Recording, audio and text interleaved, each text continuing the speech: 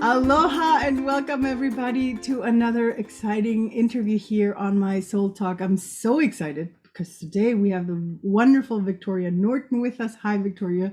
Thank you Hi. so much for being here. You are an experienced psychologist, cognitive behavioral hypnotherapist, associate lecturer, and mindset coach who is passionate about helping people stuck in a cycle of anxiety, self-doubt, their brains in charge of their life. Think, feel, and be success. I love that. Hello, it's so great to have you. Thank you. That is really great to be. I'm really excited about being with you today and the opportunity just to connect with people and tell them a bit about my story and why I'm so passionate about what I do with people. And I think for me, I've just got this purpose in me, this drive to really just help people. And it's a really basic drive of I just want to help people like themselves more and treat themselves with more self-compassion. And it stems from a bit of a selfish driver.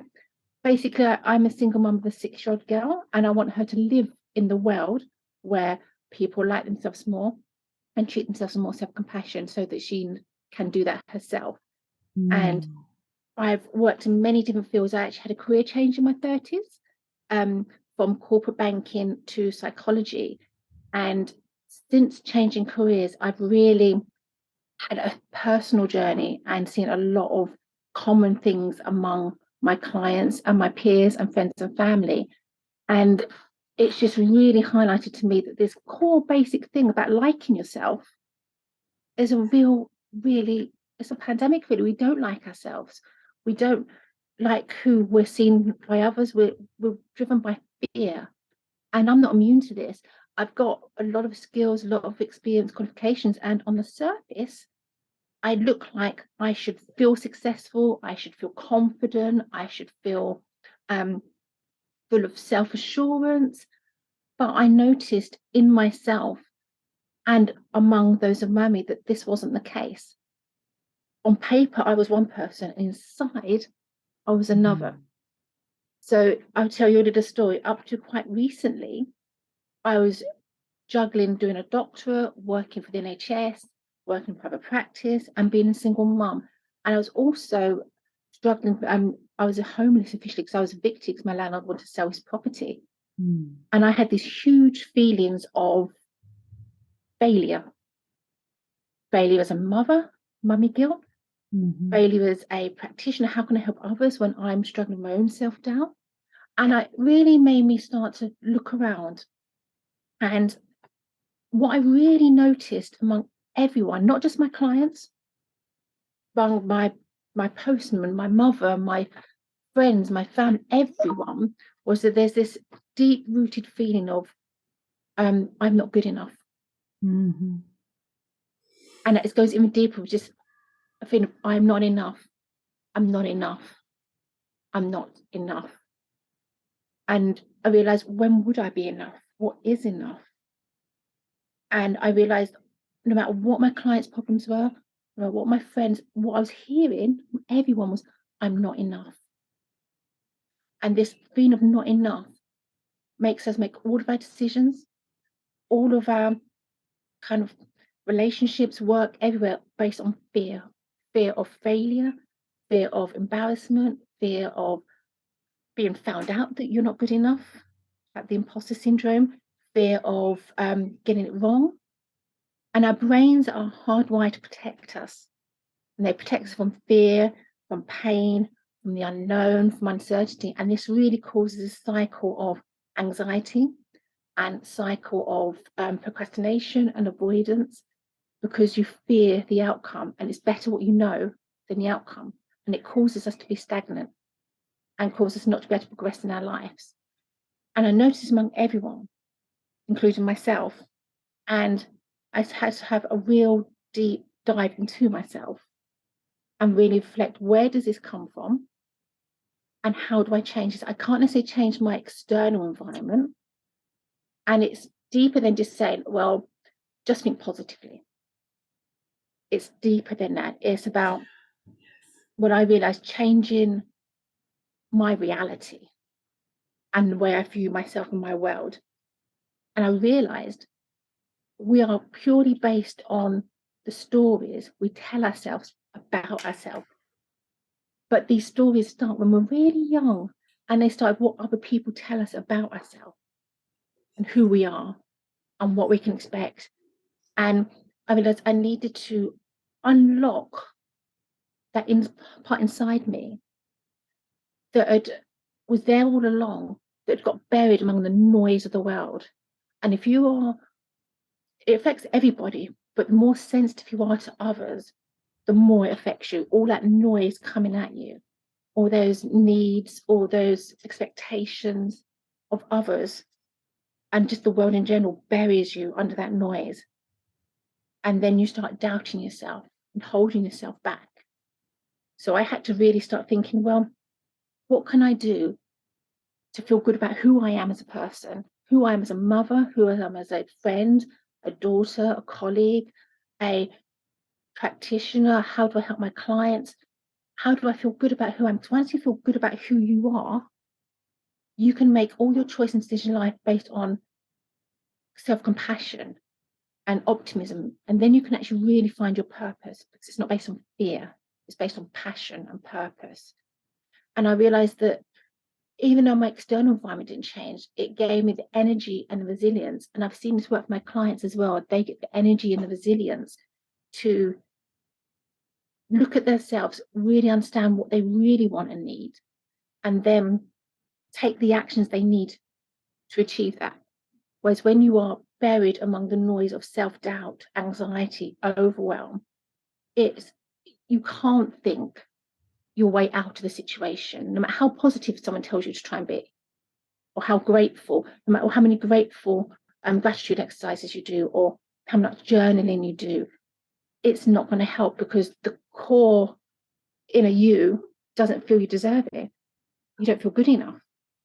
And you've got no resilience or energy left to make those choices and take those actions. So what I help people with is really finding that resilience and that energy to create a new reality, to create a new story. Because basically we are in a story. You're in your story, I'm in my story, and I am the author of my story and the leading lady of my story. Therefore, I have the ability to rewrite my story and change the story going forward. So think of it like a book where you open it up at the chapter, and you open up the chapter today. You've got all the previous chapters, and you can even reread those over and over and over, worrying about them, or you go, I have blank pages going forward. I have the tools and experience I have now, which limits me to a degree, but I can utilize them to my optimum ability, and I can change the level of energy and resilience I have to move that forward and make those chapters going forward how I want them to. Now, when you're very young, you don't have much autonomy over those chapters.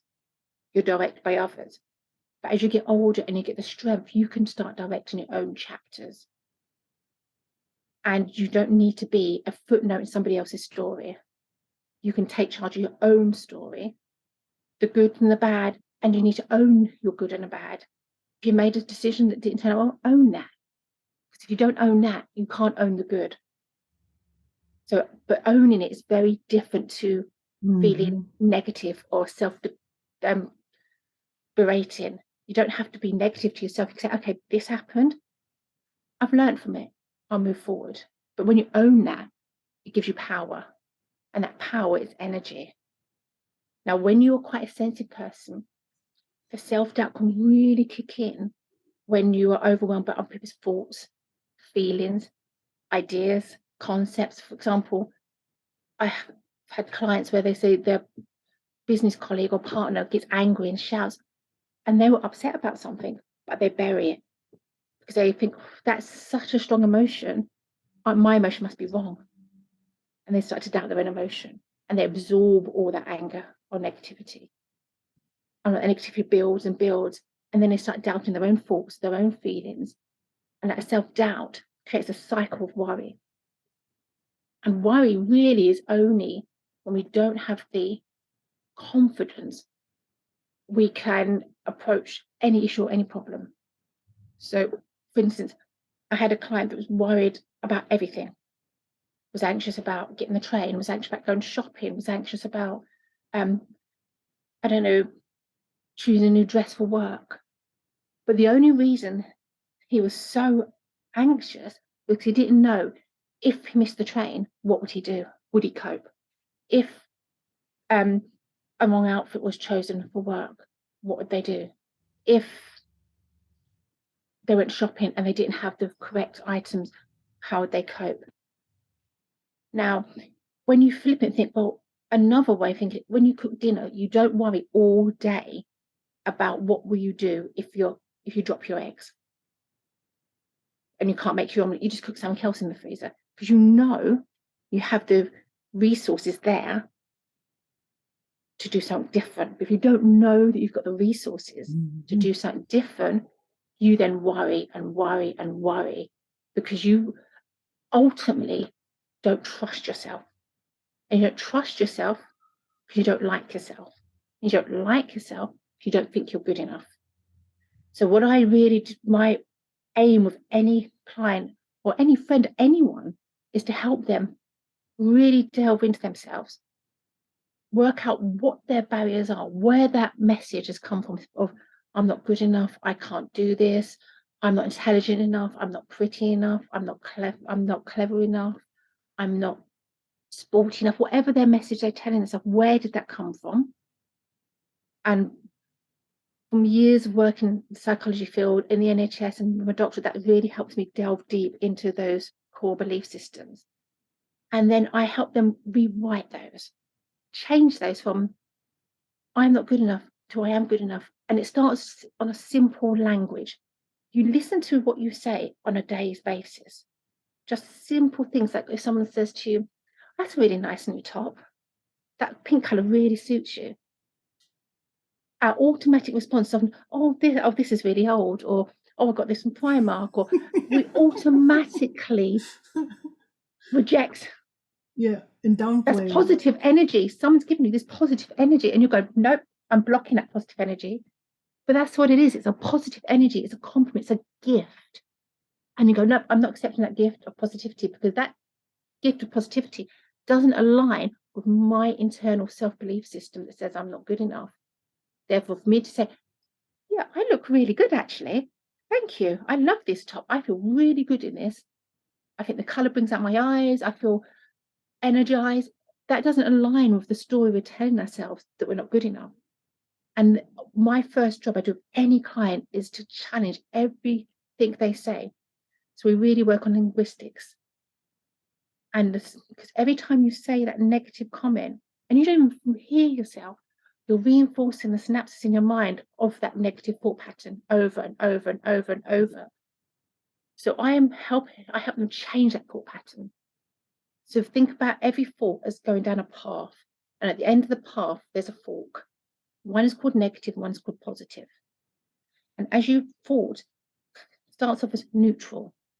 It might start off top or car, just something very neutral. And when it gets to the fork, a value is added to it.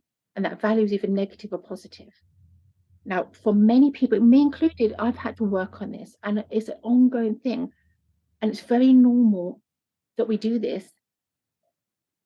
You automatically go down the negative because it's clear, it's easy, and our minds are lazy. It goes down the easy path. And if you're used to using language that reinforces negative, you automatically find a negative path and reject that compliment or say something about yourself. Oh, I'm just ditzy. Oh, I'm just. And you hear people say it all the time. All the time. But I challenge them every single time they talk. I stop them and make them flip their thought.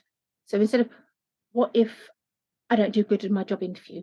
What if I trip over and spill my coffee on myself?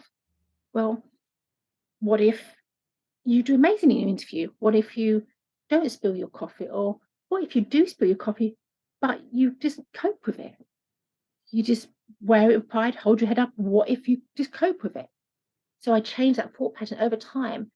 The positive path gets clearer and clearer and clearer. So when you think something, it automatically goes down the positive path. And it starts with accepting the positive energy of others. Because we all have this positive energy and we direct it at other people. And once you start accepting it from others, you can start accepting it within yourself for yourself. But while you're rejecting from others, you're telling your brain over and over and over, I don't deserve this positive energy, this positivity. So how can you honor your own positive energy and your positivity in yourself? Now, if you're a very sensitive person, this can be something you've learned as a coping mechanism because you want to block the negative energy, because you become overwhelmed by that negative energy.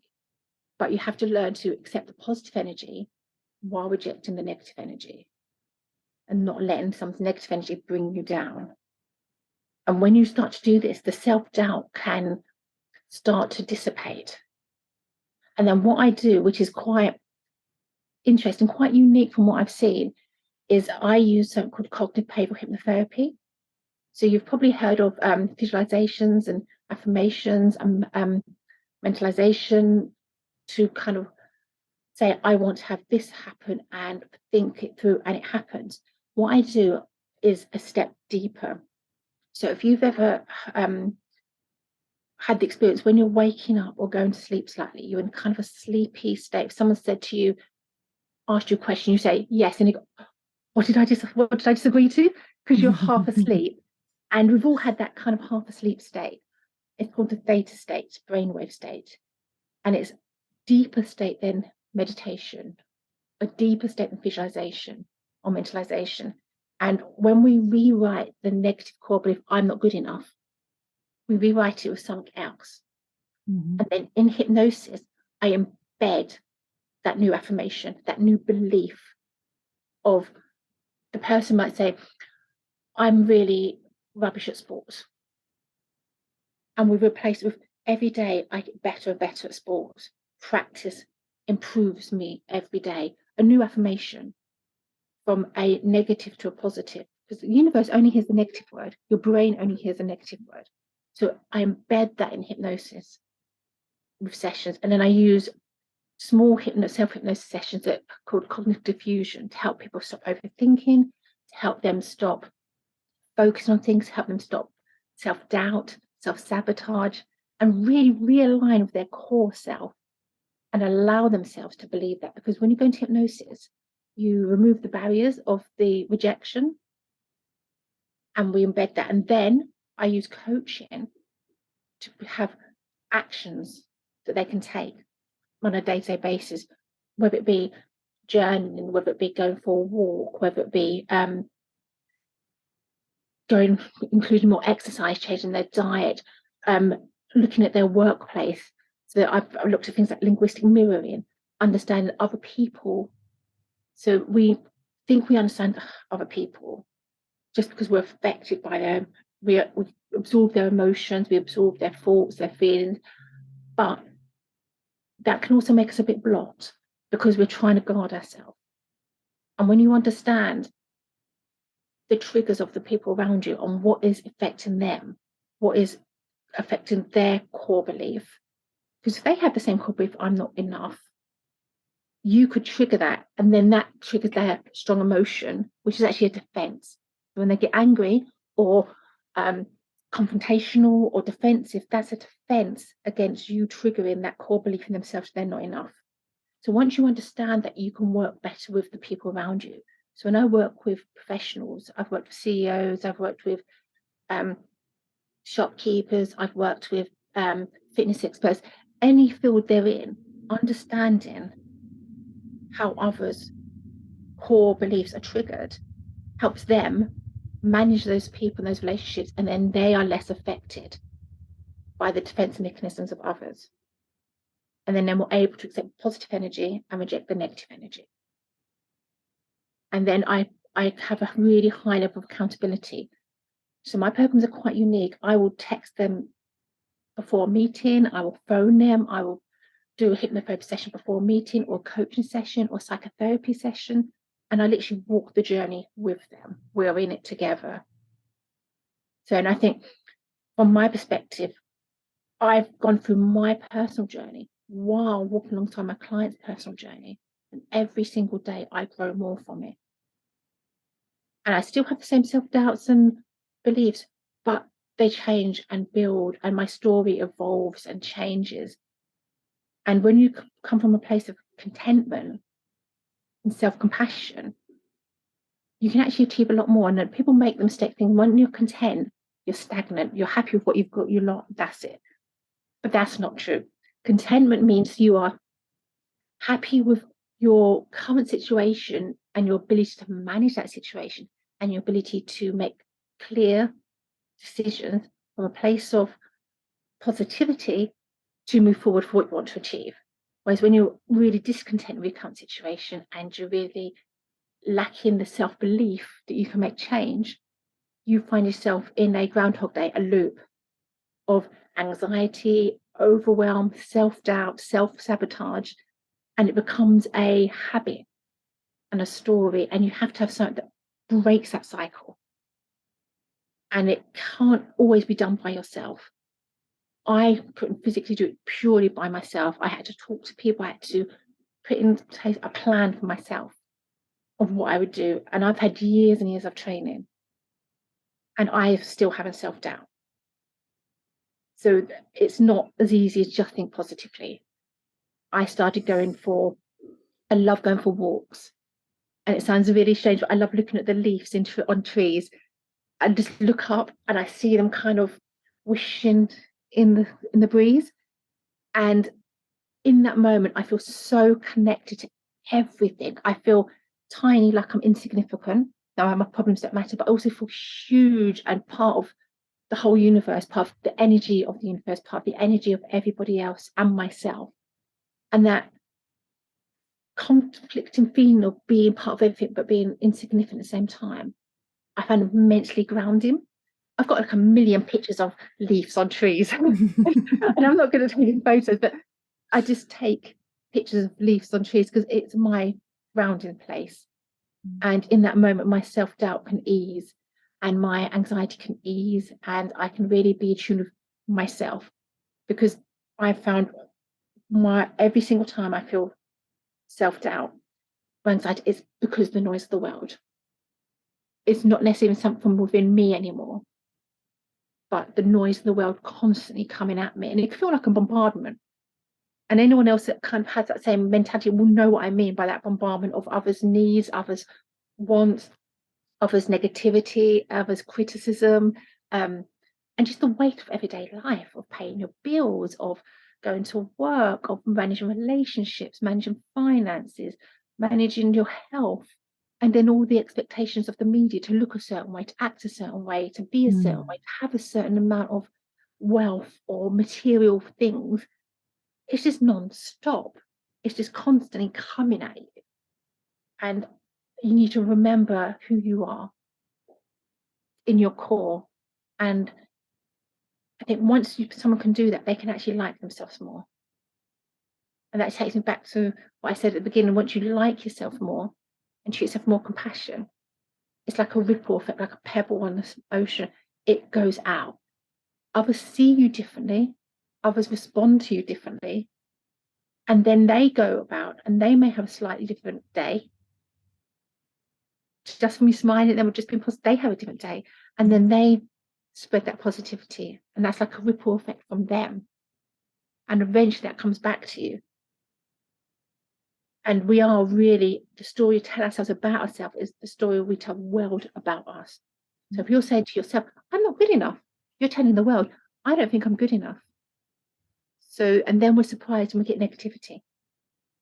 But if you tell the world, I am good enough, I deserve to be happy, I deserve to be fulfilled and full of purpose and successful, then the world sees that in you and goes, okay then, and treats you different. And then when it doesn't, you block it because you know you deserve more. So you block it. And then you protect your heart, you protect your well-being, you protect your emotional health, your mental health, your physical health, because you've made that decision that you are worth more. So the world either meets you there or you reject that negativity. And that's how you create a different kind of environment for yourself. That, like you said, the ripple effect, how it turns into. It's so wonderful. You said so many wonderful things. For starters, thank you so much for sharing your own struggles with, having those thoughts, because I feel that especially for us coaches or facilitators in general, we talk too little about our own experience. I mean, Yeah. we do sometimes a little bit, but I feel it's important also to show, because I feel we're going through a time where, the typical guru that we used to have, it's not, we're not enlightened. I think we're all enlightened in a certain way, but it's more important to see that it's not about, having a zero, oh, everything, everything is butterflies and glitter for me. It's not about that. It's about, how to cope, like you said, how to cope Yeah. with the things. And we have wonderful methods and tools that we can share, like the ones that you are sharing, which I find amazing. And another thing that I loved about what you were saying is also that just thinking positive is not enough, right? Because there are so many people that talk about affirmations and stuff, but it's also important to actually look at, where am I, what am I feeling? Because I can tell myself all day long I'm beautiful, but it's going to take me years to reprogram if I don't look at what's underneath, what's coming from inside of me. And I think that is so important, because also, again, I feel that sometimes in the coaching world, this part is so forgotten, but it's so important. It's not about not having everything, peachy all the time. It's about, also finding the courage to actually sit down and look at those parts that I might not, that I apparently don't like. The thing is that once we start looking at it, you're going to see it's not that bad. But like you're saying, it's a story that I'm telling myself, that it's so horrible. It's powerful story as well. We're designed to pick up on the negative much quicker and easier than the positive, because our brains are trying to protect us from danger. So anything negative is going to be picked up much quicker. Yeah, exactly. And the idea of perfection in it is actually dangerous, because also it'd be really boring if your life is absolutely perfect age 25. What then? Where do you go from there? Yeah, And what is perfection? exactly. Perfection is an illusion, and it's not perfection. We wouldn't be human.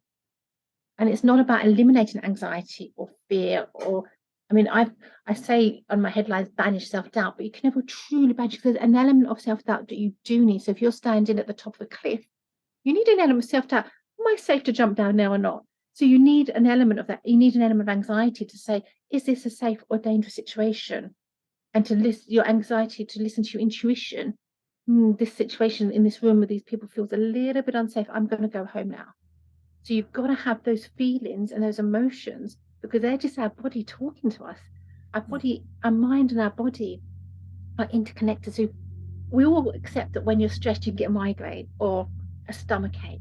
But we forget you can also get other symptoms, physical symptoms. And when you're stressed or anxious, those can also cause symptoms. And we forget to listen to our intuition, because we're designed, we should have this perfect life. You should never feel angry, especially as women. We're not allowed to be angry. Yeah. Not allowed to be angry. We're not allowed to be angry. We're not allowed to be anxious or worried or concerned. We're not allowed to have a bad day. But these are normal, healthy human emotions. And if you eliminate those, what about the good? Because it's like a rainbow. If you eliminate some of it, the rest would be numbed. Yeah. So you've got to learn how to manage them and how to process them and use them for your benefit. Because it's not about perfection. And the trouble is, a lot of approaches, and we're made to think things are very easy and simple, and they can be. Simple doesn't mean it's easy. And action without belief doesn't work. And a lot of programs just look at action. Do this, this, and this, and you'll get the house of your dreams. Do this, this, and this, you'll get promotion, earn 10K more a month. But they don't. But if you don't have the belief, you may take those few actions, but as soon as you leave your coach or the book you read or the film you watched, whatever you've used to get those steps, you're then on your own again. So you need the belief. So they know that once you've got that belief, you can do it on your own. You can be your own cheerleader. But belief without action doesn't work. I can believe I'm amazing, all I want. But if I take no physical action and I just sit at home on my own in a room, I'm not going to achieve anything. So you need the belief and the action and the accountability to go, you said you was going to do this, have you? And if you haven't, what is happening? Let's explore this. And not a berating way or a negative way, but just let's understand, what is the barrier? You said you were going to apply for 10 jobs this week. You haven't, but you've also said you hate the job you're in. So what is happening here? There's something holding you back. There's maybe again, the feeling of not being good enough. Will I get interviews? Will I be rejected? Will I be able to perform an interview? And what if I do get the job? What then? I was gonna say, yeah. Because you have all this energy and hype to get the job. What if we do get the job? Oh my goodness, I've got them perform. So this underlying fear pops up as procrastination, and you don't end up applying for the jobs, but you still hate the job you're in. But that's a known fear, it's a safe fear. Whereas the fear of the job is an unsafe fear. So again, we go back to the start, the loop of the feelings and the thoughts. In order to, because the action of saying to apply for 10 jobs won't happen without addressing those inner beliefs. But you can't just have those inner beliefs go, yeah, you'll be amazing at your job, unless you actually physically log onto your computer, search for some jobs and apply for them. So you've got to have the marriage of the two. And as a human being, it's an ongoing process. But when you're very sensitive to the world, it's even harder, because you're absorbing other people's opinions about whether or not you should apply for the job, whether or not you'll be good at the job, what the people like in the panel of the interview. Are you going to be, because you'll be feeding and bouncing off of them, are they going to give you a positive energy? Are they going to give you a negative energy? And you've got all that playing as well. So it can be much more complicated.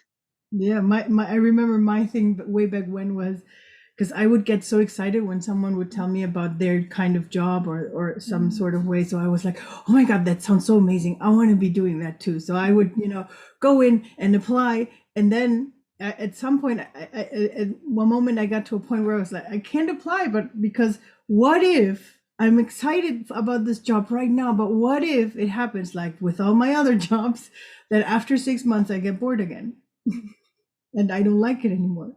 So that was the circle of not trusting the own intuition that was telling me this is a good way. This is okay. I went like, no, we're closing this up. We're not going anywhere. And understanding why did you get bored each time, and also understanding why did you feel the need, if you apply for a job and you're accepted, to take the job. Yes. And that's like a thing that a lot of people have. Someone else wants me. Someone wants to give me a job. I have to take it. It's amazing. Someone's offered me a job, but is that job right for you? Yeah. But if you feel really strong and good enough about yourself, you'll assess that job in terms of what it does for you, rather than being grateful someone's offered you the job. Yeah. And then you approach it differently, because there is no risk in applying for a job. There's no risk in attending an interview. There's no risk of being offered the job. It's your story. You have the power to say, actually, on reflection, after the interview, after I find out more about the job, my gut's telling me this isn't right for me, but thank you for the offer. But I've been there where I've taken jobs that I probably shouldn't have, but I was so grateful and excited that I was offered a job. And when you get to the end of the interview and they say, do you have any questions? You're like, no. No questions. Take me. Yeah. But why do you not have questions? Why do you ask, what is the culture like here? Do people like here? What is your turnover rate? Do people get bored after 6 months and all leave? Why is this job available? What would you do for me? What career progression would I have in this job? How would this align with me, what my needs are? And you're not asking them, because you're not asking yourself. Yeah. Yeah. Yeah. And you're afraid to ask yourself because you're not listening to yourself when you give yourself the answers. You're not listening to your intuition. You're just hearing that little voice on your shoulder that goes negative. You're not good enough. You can't do this. Or, wow, they've offered you a job. And you're not assuming, well, of course they offered me the job. I'm amazing. Yay me. You're just, and I'd say to my clients, have yay me moments. Even if it's something really small, like, I don't know, you've never cooked a curry before and you cook a curry. Yay me, I cooked something new. And the smaller the yay me moment can be, the better. I ask them, challenge to find the smallest possible yay me moment in the day and record it. Because we forget to, we say to animals, oh, you're a good boy, well done. We say to our children, that's really good. To our friends, but we never, ever, ever say yay me to me. And then when someone gives you a compliment, we block that positivity. So it's quite sad, isn't it, that we don't? It is. And I'm just remembering one of my colleagues from one of, because before I had, I think a lot of us had a previous life, and I had a corporate life before as well. And one of my colleagues, I remember when I was when you're sitting at your computer and something's not working, you go like, oh man, I'm so dumb. I shouldn't have, like this and that. And she was like, hey, don't be bad to my colleague. I don't want you to talk like that to my colleague. And I'm like, oh, she's so right. We don't see it that way. So we, to remind ourselves to go like, ask, how are you talking to you? If a friend would talk that way to you, you would never talk like that to a friend. And if you spoke that way to your friends, you wouldn't have many friends. Exactly. And we say treat others how you'd like to be treated. But what we should be saying is treat yourself how you treat others, or treat yourself how you'd like to be treated. But we don't treat ourselves that way. No. And I've worked with some quite professionals that are like CEOs or in the corporate world. And once they're able to really grasp this, some of the anxiety and the fear they have, and the hidden fears, because people don't see, they think they're really high up, they are leaders in their industry. How can they possibly have any of these feelings? But they're a human being, so they do. And once they're able to like themselves more and be self-compassionate, forgiven for anything they do, and go forward from a place of self-compassion and changing their story about themselves, their career just elevates, but in a way of their choosing. So they're no longer choosing the next promotion or the next company to move to based on fear. So I had one client, he went from being a departmental head to a CEO, but he did it from a place of compassion and direction. He was choosing that path, and he did it much quicker than he thought he would, because he was choosing the path and it was aligned with what he wanted, and he was putting passion and energy into it and being nice to the people around him. Whereas when he'd been trying for years before I met him, he was going from a place of fear and anxiety and desperation, that he needed to progress, he needed to earn more, he needed to fund his life, he needed to support his family, he needed to show progression because he was becoming stagnant and didn't want to be overlooked. And it was all from fear, fear, fear. As soon as the fear was gone, he progressed. And almost like ease, because the resistance wasn't there. He could just move really easily in his journey. But equally, I've had others that then decide, this isn't for me, this isn't actually aligned to me. And we sit down and come up with a new path, a new purpose, a new journey, which they are aligned to. And then they can be successful in that journey. Because you're always, always more successful in a journey that's aligned to you, that you're passionate about, that you want to do well in, not because you have to do well. Oh, thank you so much for sharing all this. One last thing that I thought that I want our listeners to take in as well, because that was so important to really get to that point to love yourself, because I think that's a point where we align a lot in the way we work in the beginning. It always starts with really looking at yourself. Like you said, like you mentioned earlier, with no try to do it as judgment free as possible. I know in the beginning it's a little bit hard, but that's how we can actually make any changes that we want to do in our lives. We do them by actually looking at ourselves, like really watching who we are, how we react to different things, different situations. That's how I know why I like this or I don't like this, because for all the empaths and highly sensitives, there's this huge doubt about feeling themselves. Because am I feeling this, or is this someone else's feeling? Like that's a huge question a lot of the times. But you can't find out if you don't start really, looking at yourself. And that's one of the things that you were just mentioning that I think is so important. So thank you for mentioning that too.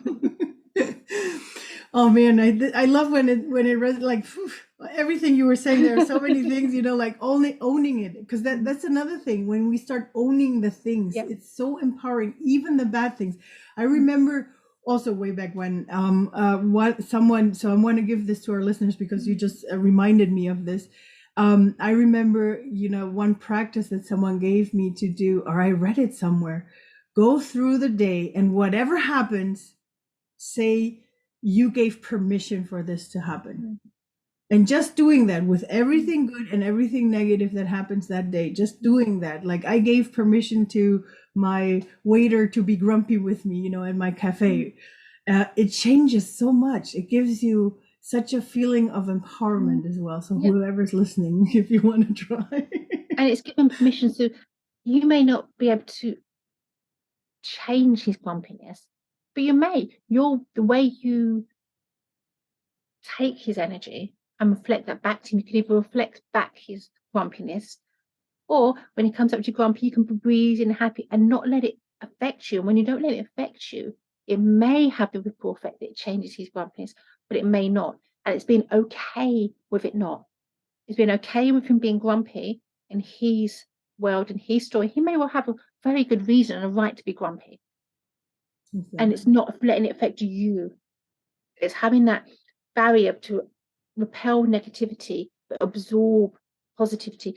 But also, I sometimes see it as an opportunity to put positivity out, to put my positivity onto them. And people are sometimes shocked. I've actually said to people for like a waiter, well, you seem really grumpy today. Are you okay? And they're like, she noticed me. She saw me. Am I okay? So, yes. And then you can talk to them about that and process that. Yeah. But so many people don't notice people around them, especially people in the service industry. They see a lot of people invisible. No wonder they're grumpy. I would be grumpy. Yeah. I've had colleagues that no one's spoken to half the day, and when you speak to them and say, "How was your day?" They're surprised that someone noticed them. So when someone's an empath, they've actually got a huge gift that they can share with the world, a huge gift of positivity, a huge gift of intuition. They can see that the people around them are struggling or grumpy, and they see, why might this be? And then they can process that and give something back. Yes, it can be exhausting, it takes practice, but it can happen, it can work. So it's just seeing the world slightly differently, that people are going through their world, their journey, their story, and they're not necessarily doing it just to inflict grumpiness on you. That is their state of reality at the moment. Yeah. And it's almost like overlapping realities of their reality and your reality. And it's not directed in a malicious way to inflict grumpiness on you. And once you see it in that way, you see you have the power to either accept that grumpiness, reject that grumpiness, or try and put positivity out. Now, it may be rejected, that positivity, but it's okay being okay with that because you're okay with you. Yes. Yes, I love that part because it gives us the choice, and knowing that we have the choice. And like you said, it's like I can help on a positive level. Like you said, I can, if I feel like it, I can go and ask, "Hey, are you okay? Can I help you?" Or I can just, see it for myself and then say, "Okay, got it. I don't feel like, helping you today because I'm not, in a mood." And it's okay not to be in the mood to do it. It's okay because that is your space, your world. But before you can get to the ability to make those choices and own those choices, you have to really delve deep with the self-belief and the self-worth, because choice is scary. Because if you own the positive and the choice, you always have to own when things haven't gone well, or when you've been grumpy to the world, or you've made a decision that's gone wrong. So I had my car, I ran out of diesel, which is embarrassing, but I allowed that to happen. So I have to own that rather than go, oh, it's because I was late for the school run, there's too much traffic, this was happening, so it fogged my mind, my daughter distracted me, everyone else. No, I let this happen, but it doesn't mean I have to be self-berating or negative to myself. And once you lose that self-judgment, you can own the positive and own the negative, but without being judgment. Yes. Oh, wonderful. My dearest Victoria, I know we could talk forever. I could. I'm sorry. I can talk forever No, about this. it just feels. It's I my feel like passion. I love it. I love me working with too. people and helping them find their purpose and get Yes. rid of the noise and really remember who they should have been and who they can be and what they can achieve. And I love seeing them grow and develop and really find their purpose and achieve the goals that they want, whether that be career choice, goals, promotions, whether they want to set their business or they want to work on their self-worth and their personal relationships. I love seeing it. I feel so privileged by it. I love that so much. How would working with you look like? What kind of programs do you offer? I've got a number of different programs to depend on people's need level and level of contact they need. So I have a group program that I'm in the process of setting up. It's a new program that I'm very excited to bring on board. It's based on a new system I've developed called the Norton approach, based on my name, Nice. which is based on that navigating their issues, really looking at the core problems, looking at the objectives to what their issues are and objectives to what's stopping them moving forward, really revealing and identifying and overcoming those limiting beliefs and then transforming them into new beliefs and then optimize this with strategies and actionable things they can do and then nurture the new self. And really my programs are really bespoke, my one-to-one programs. So I'll take the individual, we'll uncover what is the problem, what is it you think you want, what is it you truly want, and how do we get there? We unravel their core beliefs. We embed new core beliefs using talking. We just talk about them. We discuss them. We map them out. We design a blueprint of their future self, and then we use hypnotherapy ad hoc as and when I think it's necessary. And I have two clients I'm working with really high contact at the moment, so I probably contact them 3 or 4 times a week. We have conversations, messages. I've been to people's meetings in advance and seen them before a meeting. So that's my really high level, high contact, where someone really wants a full transformation of their life. And that can be anything from 90 days to 6 months. I also have less programs, a little bit less high contact for people that are not quite ready for that level of commitment, but they still want to see a huge transformation. And I'm able to achieve that with a less high contact program that we designed specifically for them. And my group programs, we meet once a week as a group, but there's also actions and videos in between. So that they're really bespoke. So it's a very hard question to give a definitive, because I don't believe in pre-recorded set programs that are just, I mean, I've got a few like that, but they tend to be like, I've got a self-compassion course coming up that I will be having weekly calls. There's some set videos that people can watch, but I don't like programs that are just log on, work for yourself, and that's it. I tend to give them away either for free or very low cost, because I want the one-to-one contact or the group contact, because I think that really, that transformation you see isn't possible necessarily on your own. Because if you do it on your own, you would have done it already. We say, I mean, it's May, it's halfway through the year, and people are already thinking, I said I was going to do this and this in January, and they haven't. All this time's already gone.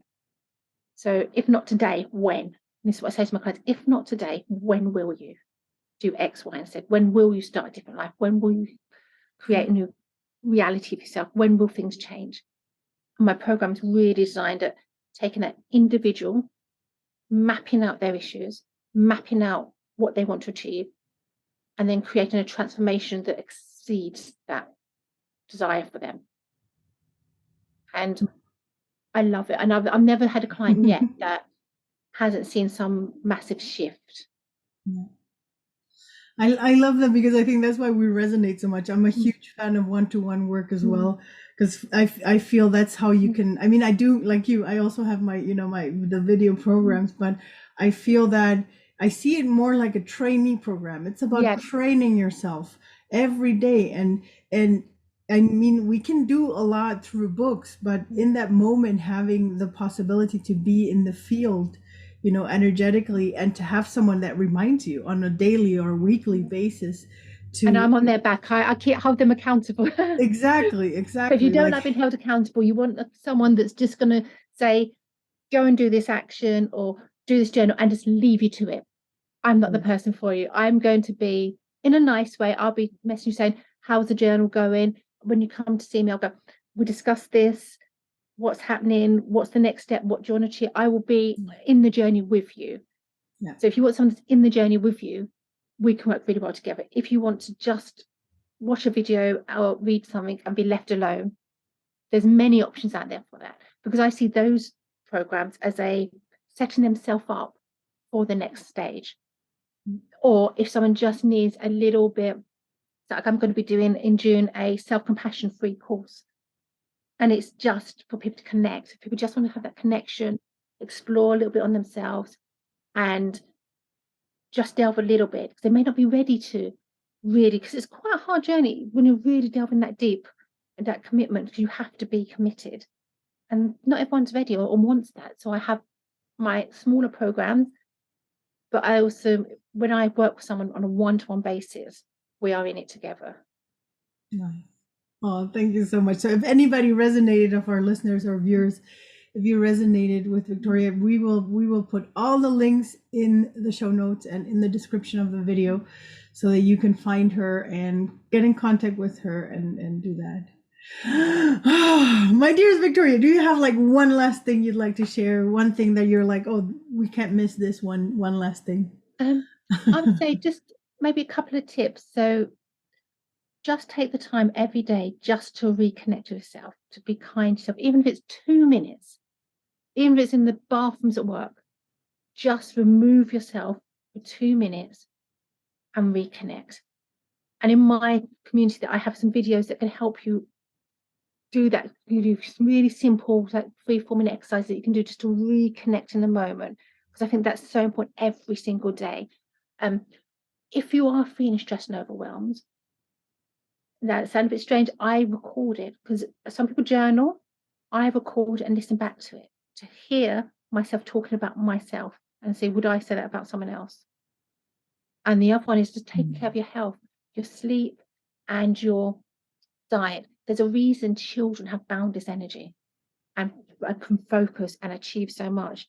It's a reason children can learn to walk and learn to do all these things that are really difficult, because they have really good sleep.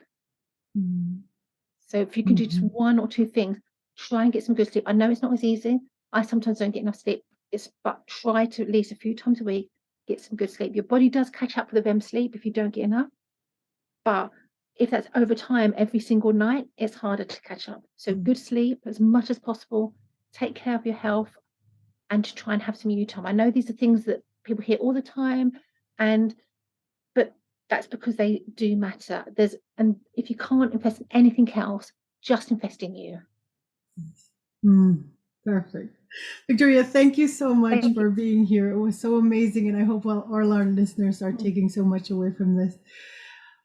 Thank you so much. Thank you so much for having me. I really enjoyed talking. Thank you. And thank you to everybody that was listening here. I hope you took as much as possible. If you like, share with us your highlights of today's episode in the comment section, or send us an email, and we would love to hear what you thought of today's episode. And yes, thank you for listening in. And as always, have a great and wonderful time, and practice more self-love. Bye, everybody. Bye.